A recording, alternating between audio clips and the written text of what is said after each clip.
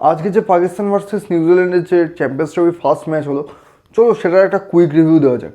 2025 champions ট্রফির যে start হলো, ভাই এত বাজে ম্যাচ, মানে একটা আইসিসি ইভেন্টে স্টার্ট হচ্ছে।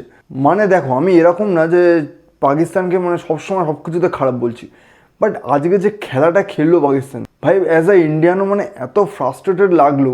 মানে ফার্স্ট অফ অল, যেখানে তুমি হোস্ট করছো চ্যাম্পিয়ন্স ট্রফি, সেখানে তোমার হোম গ্রাউন্ডে খেলা হচ্ছে, তুমি জানো না তোমার মাঠ কীরকম।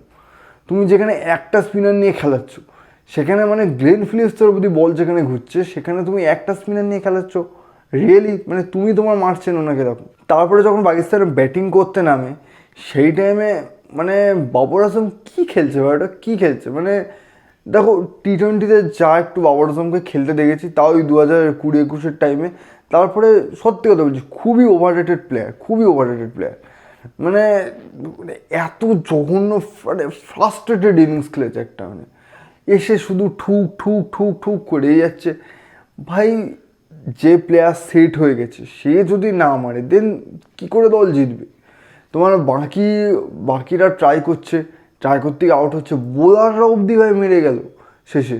সবাই ট্রাই করলো, শুধু যদি পাকিস্তান এই ম্যাচ হেরে থাকে, একজনেরই দোষ, সেটা বাবর আজমের দোষ। মানে পাকিস্তান নিজের হোম গ্রাউন্ডে মানে কোনো জেতার অ্যাপ্রোচই নেই ভাই। খেলা যেন মনে হচ্ছে মানে কেউ বলেছে খেলতে হবে তাই খেলছে, মানে এর চেয়ে বেশি এফোর্ট পাকিস্তান বাইলেটারাল সিরিজে দেয়। মানে পাকিস্তানের কাছে এটা একটা আইসিসি ইভেন্টে খুবই খারাপ পারফরমেন্স। এছাড়াও আজকের ম্যাচের কিছু ভালো মোমেন্টস ছিল, যেমন তোমার গ্লেন ফিলিপসের একটা যে ক্যাচটা ধরলো, খুবই সুন্দর ক্যাচ ধরেছে। গ্লেন ফিলিপস এরকম ক্যাচ ধরে থাকে সাধারণত।